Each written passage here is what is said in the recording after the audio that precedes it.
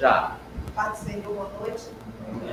O livro a qual a gente recebi, porque é um livro, eu confesso para vocês que depois que eu comecei a fazer esse curso, eu não gostava de ler o livro de Levítico, porque fala muito de sacrifício, de sangue, mas aí, como fui estudar, eu já passei a amar este livro, porque traz algo para a nossa vida hoje. Então, a autoria, os irmãos sabem, Moisés, né? Há mais de 1400 conduzido aquele povo, né? Como o livro de Levítico, ele é uma continuação do livro de Êxodo, né? Que fala sobre quando Moisés foi conduzir o povo. A gente sabe, irmãos, que aquele povo, eles só sabiam trabalhar, não sabiam como adorar a Deus. Então, o que Deus faz? Ele chama Moisés. Moisés estava fora da tenda. Aí ele chama Moisés para dentro da tenda e começa a ensinar. Então, todo aquele sacrifício, todos aqueles rituais, foi tudo designado por Deus. Deus dizia para Moisés como o povo deveria adorá-lo, não é? E a característica dele, o livro de Levítico, ele vem devido à linhagem de Levi, das 12 tribos, né? Então, este livro, ele vem falar sobre os rituais, como eu já disse que eu gostava, sobre rituais, sobre como adorar a Deus, sobre sacrifício, sobre doença, toda a coisa. Ele vem falar. E a teologia desse livro de Levítico, ela trata um termo muito bom para mim e para você, sobre santidade. Como aquele povo deveria ser um povo diferente, um povo separado. Santidade significa isso, é separado, ser diferente, né? E Deus ensinava, dizia para Moisés como o povo deveria ser um povo santo, um povo separado, né? Porque eles não tinham isso. Então, o versículo-chave desse livro é: sejam santos, pois eu, o Senhor, Deus de vocês, sou santo. Está lá em Levítico 19:2, é o versículo-chave. Né? Então, o Levítico, ele é o terceiro livro da Bíblia. Né? Ele atribui a Moisés todo o contexto, todas as ordenanças, ele ensinava para Moisés falar para o povo, né? Sobre o sacerdócio. Todo mundo sabe que na época do sacerdote era... Hoje, graças a Deus, nós levamos a nossa direto a Deus, você não sacerdote. Só que naquela época, quando o povo precisava de algo, falava com o sacerdote, com Moisés, e Moisés levava para Deus. E quando Deus criava com o povo, levava para Moisés, e Moisés levava ao povo. Hoje, isso na antiga aliança. Hoje, na nova aliança, isso foi quebrado. Hoje nós temos, podemos levar diretamente a Deus. Né? Nossos propósitos, nossas orações é diretamente a Deus. Amém? E agora nós vamos falar da parte que eu não gostava, né? É sobre o sacrifício, né, irmão? Eu digo assim, meu Deus, se fosse hoje, né, irmão, se fosse sacrifício, né, para pagar os pecados, era muito animal sendo morto, né? Mas graças a Deus foi em paz. Então, a oferta queimada, né? É um dos primeiros tópicos do sacrifício, oferta queimada. O que eles faziam? O homem, ele oferecia um bode, né, ou um touro, e esse tinha que ser o quê? Sem defeito. Não podia ter defeito. Isso já representava, irmãos, já era o caminho para abrir o caminho para Cristo, né, para Jesus, que ele era sem defeito. Ele morreu na cruz, derramou o sangue ali, ele era sem mácula, sem defeito. Né? Então, tudo isso aí lá no Levítico já era uma preparação para hoje, para a nova aliança. E a oferta de cereais era quando o homem oferecia cereais a Deus, deveria moer o cereal e tirando um pouco de farinha com azeite e misturava e oferecia a Deus. Esse era o quê? Era a oferta de cereais que oferecia a Deus. Depois veio a oferta pacífica. Era quando o homem apresentava a Deus, o Senhor, a sua oferta pacífica de paz, né? Aquela oferta passando como gratidão a Deus. Ele oferecia um touro ou uma vaca sem defeito para Deus, oferecendo a ele. Depois veio a oferta pelo pecado. Né? Se você levar no dia de hoje, né? Levar essas ofertas de pecado, era tanto animal, porque quem não tem pecado, quem que não faz, né? Então ia ser todo dia, né? Nós pecamos, né? Então eles faziam isso. Então Deus ele ensinava o povo a fazer isso. Aí matava lá aquele boi, aquela vaca, aquele bezerro, né? E que fizesse, que era proibido, era para tirar o pecado daquele povo lá. Então era isso que eles faziam. E a oferta de culpa, né? Então Deus, ele apresenta, Moisés dizia para aquele povo a oferta de culpa, e matava, e fazia aquele sacrifício lá do pecado, para entregar a oferta sagrada que pertence a Deus, o Senhor, né? Eles pegavam lá aquela pombinha, ou um touro, né? E faziam aquela oferta pela culpa daquele povo que pecava. E levava diante do sacerdócio, né, irmão? Sem mácula, sem defeito, o melhor. A gente hoje tem que apresentar, irmão, o nosso melhor para Deus. A gente não tem que apresentar uma oferta torta para Deus, uma oferta aleijada para Deus. Temos que dar o nosso melhor. Qual é a nossa oferta? É nós. Como está o nosso sacrifício hoje? Como está a nossa oferta diante de Deus? Como nós temos nos apresentado diante de Deus? Como está a nossa oferta? A nossa oferta tem que ser a melhor. E aquele povo, irmão, eles ofereciam o melhor para Deus. Eles davam o melhor para fazer sacrifício. E naquela época eu achava mais difícil do que hoje. Né? Então tem que ser feito o melhor. E as instruções dos sacerdotes. O Senhor Deus mandava a Moisés e disse a seus filhos o seguinte: a respeito das ofertas que são completamente queimadas, a oferta precisa ficar no altar a noite toda. Aquela oferta que o sacerdote oferecia para Deus, ela tinha que ficar a noite toda. Aí eles pegavam aquelas cinzas, tiravam aquelas cinzas, levavam para outro lugar longe da tenda e o fogo não podia apagar. Aquele fogo ele queimava noite e dia e não podia ser apagado, que era aquele desejo. E o fogo arderá continuamente no altar e não se apagará.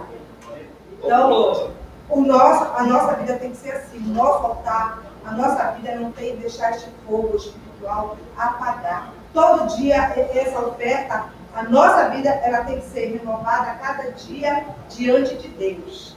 A minha oferta, a tua oferta, ela tem que todo dia estar acesa e não deixar ela se apagar. Amém? E a oferta de cereais. O sacerdote apresentava a Deus, o Senhor, uma oferta de cereais em frente ao altar, e um dos sacerdotes pagava um punhado de farinha com azeite de incenso que foram misturados com ela e queimaram no altar para lembrar da oferta a Deus todo dia, né? Então, todo dia, quando a gente faz o sacrifício para Deus, a gente tem que fazer com dedicação, com amor, e lembrar, e levar diante de Deus, com a dedicação, com o amor, com aquele fervor diante de Deus. Essa é a oferta de Deus. E o sacerdote que representa hoje é o pastor, né? Ele que representa hoje o sacerdote da nossa vida. Só que hoje a gente já não faz, já não leva mais diante do pastor, já não pede, o sacrifício é nosso. Nós temos que fazer o nosso sacrifício diante de Deus. Amém? E o sacrifício pacífico, além do animal que a pessoa oferecia, também era feito com a farinha misturada com azeite. Eu tinha aquela mistura lá da farinha com azeite e o fermento. Aliás, sem fermento, não podia ter fermento. Né? Aquele sacrifício que eles faziam lá com a farinha, ela não tinha que ser com fermento, era sem fermento, para poder chegar diante de Deus. Tudo tinha que ser, irmão, feito de acordo com Moisés, como Deus dizia para Moisés, e falava para o povo tinha que fazer direitinho, não podia sem tirar nada do dinheiro para poder chegar diante de Deus como um cheiro agradável diante dele. Já tinha mais isso. E a instituição do sacerdote disse o Senhor a Moisés: leve os seus filhos dele até a entrada da tenda sagrada e pegue as roupas sacerdotais, o azeite de ungir, o touro novo e a oferta para tirar pecado dos carneiros e uma cesta cheia de pães feitos de fermento. É os filhos de... A gente vai falar na frente, né? Quando Deus construiu lá os filhos de Arão, né? E por causa de levar oferta, fogo estranho, eles foram combinados. A gente vai chegar na frente sobre isso. Então, eu tive que fazer isso aí, levar uma roupa sacerdotais e o azeite de ungir e touro novo para tirar pecado.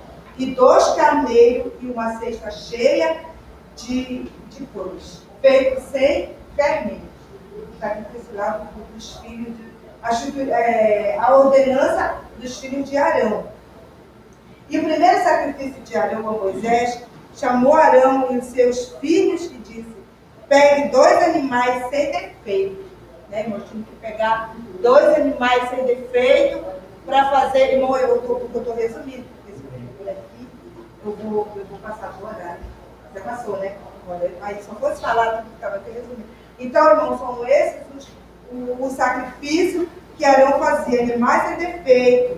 E os filhos de Arão pegaram cada um o seu queimado de incenso e colocaram o imenso dentro e puseram fogo e apresentaram a Deus como oferta, mas não fizeram como Deus o queria. Por quê? Porque eles ofereceram fogo estranho. Cada um pegou o seu queimado e ofereceu a Deus, e Deus não se agradou da oferta. Então, nós temos que ver qual é o tipo de oferta nós estamos levando, qual tipo de incenso nós estamos dando diante de Deus, e tem se agradado do nosso sacrifício ou não.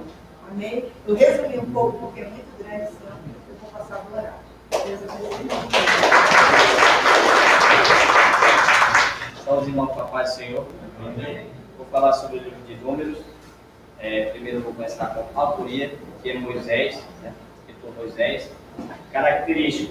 Caracteriza-se pelo ensino da soberania, misericórdia, graça, fidelidade e justiça de Deus. Todo um apelo de importância de cultivar uma vida de santidade e obediência no serviço a Deus, vendo que uma vida de pecado não é uma característica de um povo que serve ao Senhor. Já vê que Deus ele queria todas essas características do povo de Israel. Né? Deus queria que o povo fosse um povo fiel, cumprisse com a sua parte na aliança. Né?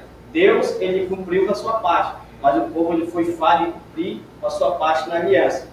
Vamos lá para o contexto histórico. O livro foi datado de 1450 a 1410 a.C. Foi registrado no vasto deserto da região do Sinai, bem como as terras ao sul de Canaã.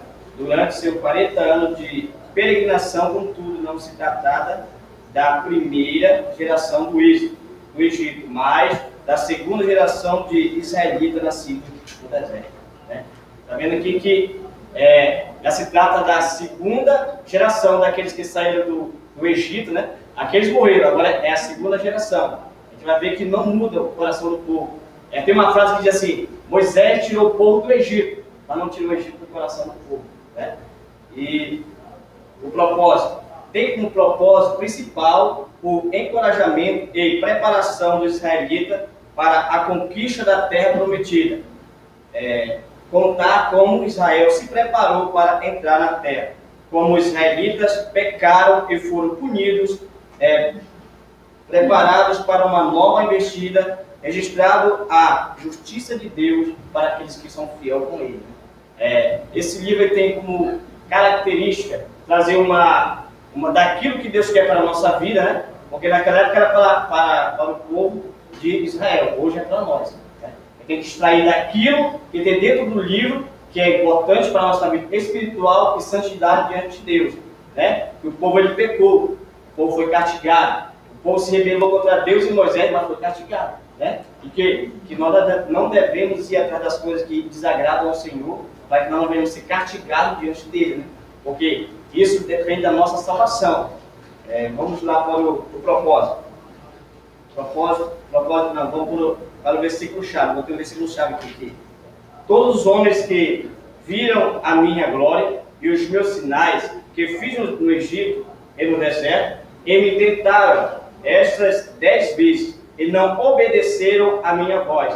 Não verão a terra de que a seus pais jurei, até nenhum daqueles que me provocavam haverá. Capítulo 14 de Números, versículo 22 e 23. Está na nossa Bíblia aí. E a gente vai ver que Deus ele manda 10 espias. O José manda 12 espias para verificar a terra de Canaã, né? Para ver se a terra é fértil, se tem fruto suficiente para alimentar todo o povo, né?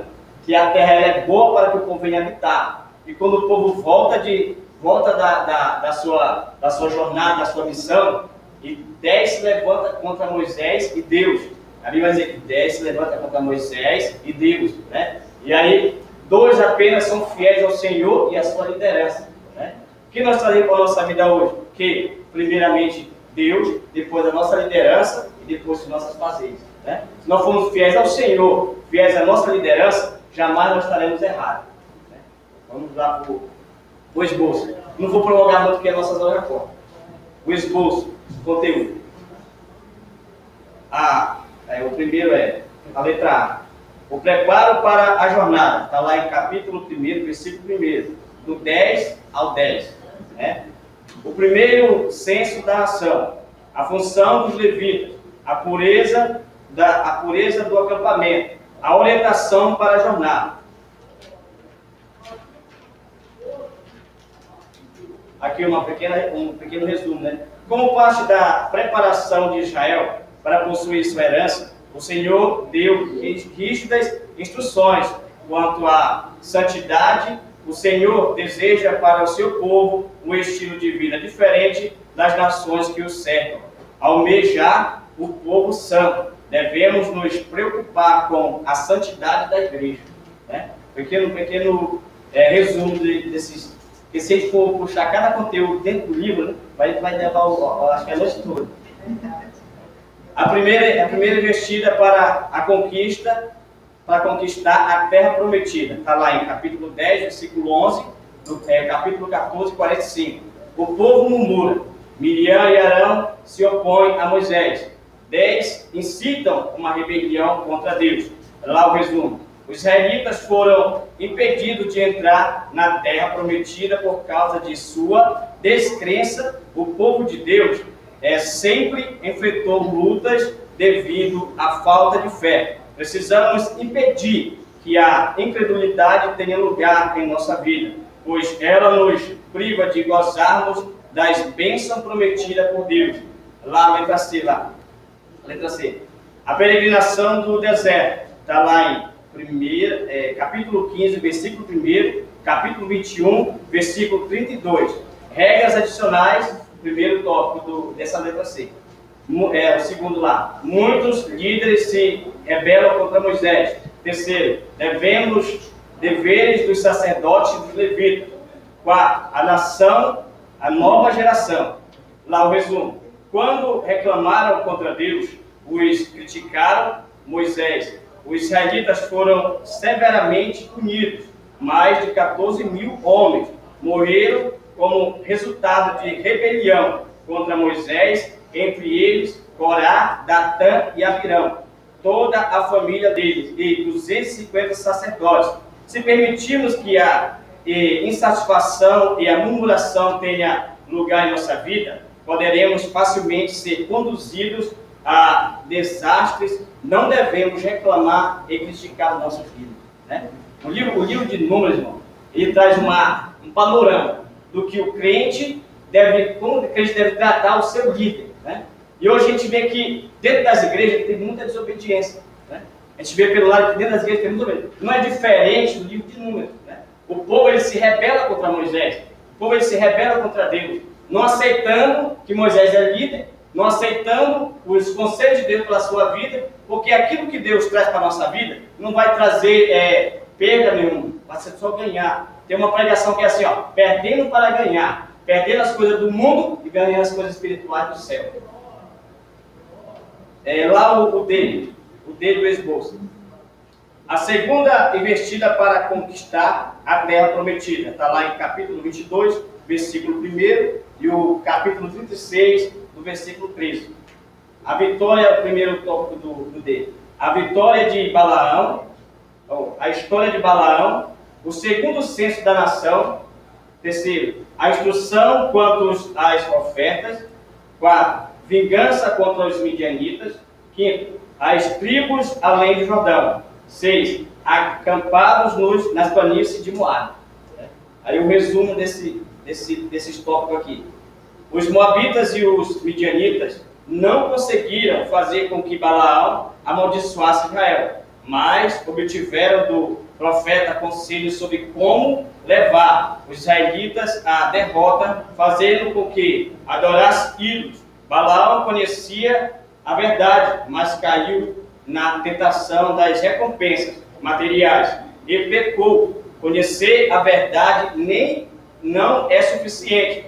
Precisamos fazer o que é certo. Eu posso conhecer a Bíblia de ponta a ponta, mas se eu não fazer o que está dentro dela, o que ela me instrui a fazer, jamais eu verei a Deus. O pecado, Paulo diz assim, que pela lei superabundou o pecado. Quer dizer, se eu conhecer a palavra de Deus, eu vou saber onde eu estou errando e onde eu estou acertando. Né? Era isso que Deus queria para o povo. Queria que o povo se voltasse para a sua lei, para que ele viesse levar uma vida de santidade com ele. Como está escrito aqui, um povo desobediente não é característica de um povo que serve ao Senhor. E eu agradeço pela oportunidade de ser a minha apresentação.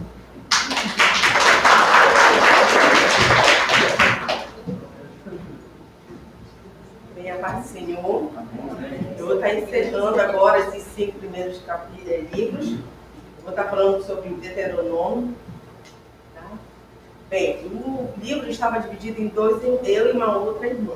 Eu estaria fazendo a parte da autoria. Mas a autoria, como já foi explicado, gente, todos os 5 livros foram escritos por Moisés. Então, ela iria falar sobre, ela ia especificar a característica, tudo mais. Mas eu vou dar continuidade na apresentação e eu creio da forma que eu vou estar buscando a intenção de vocês entenderem mesmo com ela não tendo presente, tá bom? Então, pode passar.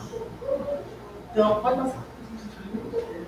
Ela vai falando sobre característica, né? Expressa a Deus, demanda do seu povo separado, que faz mencionado e concretamente o mandamento que Jesus mais tarde qualificou o principal. Amarás o Senhor teu Deus de todo o teu coração, de toda a tua alma e de todo o teu entendimento. Essas palavras são a coluna vertebral de todo o discurso do mosaico. Eu estou só lendo aqui porque eu não quero não perder justamente essa apresentação aqui, então não estou aprofundando. Ela ia falar, pode passar, sobre o contexto histórico, o propósito, o esboço foi apresentado, tá? Bem, eu vou dar continuidade aqui para não estar perdendo muito tempo. Já foi falado em Êxodo, no Levítico, em Números, toda a questão de Moisés. Moisés já foi dito que ele é autor de todos esses livros e vem dizendo que Moisés está vindo com um povo prometido de Deus. Amém? Então, o Senhor determinou um povo que ele colocou o povo escolhido e o Moisés, como líder, estava caminhando com ele. Então, onde que foi Deuteronômio veio surgir? Ele veio surgir após de todo esse acontecimento que aconteceu, que foi explicado aqui, os irmãos não têm, acho que a necessidade de estar detalhando o que os irmãos explicaram aqui, né? Então, para não ficar repetitivos, eu vou pular para a parte que é onde foi que Deuteronômio surgiu, né? Como o povo foi escolhido e ele estava encaminhado a uma promessa do Senhor, uma terra prometida. O Senhor prometeu para a primeira, porque Deuteronômio, vem falar de segunda lei. Então existia uma primeira lei que o Números citou, Levítico citou, foi citado que existia já uma primeira lei. Só que esse povo, como acabou de falar em números, eles foram desobedientes a Deus. Eles resmungaram, não concordaram, e o irmão acabou de colocar toda a situação. Por esse motivo, quando chegou no deserto, o Senhor deu um castigo para esse povo. Esse castigo durou 40 anos. A duração até se cumprir o que o Senhor. Só que durante esses 40 anos estava sendo gerado que um outro povo, que são os filhos daqueles que desobedeceram a Deus naquele momento. Então, como vocês sabem, a história diz que, a história não, mas está na palavra que aquele povo, a maioria morreu. Eles não iam ver a terra prometida. Como o Senhor disse assim, lembrando que a maioria daquele o livro, por a desobediência deles, o Senhor disse que naquela geração nenhum iam viver a terra prometida. E eles passaram 40 anos lá. E durante esses 40 anos veio uma outra geração. O que veio o Deuteronômio? Ele veio firmar novamente, reconfirmar novamente a promessa da terra prometida. Por isso é a segunda lei. Porque aquele povo morreu, mas os filhos continuavam a caminho da terra. Então, onde que ele surge? Na margem do Rio Jordão. Naquele momento que Moisés está ali, uma nova geração do Senhor, porque a promessa do Senhor, ele não morreu. Ele continuou com a mesma promessa. Só mudou o povo, porque eles desobedeceram. Mas a promessa, ele ia e foi cumprida.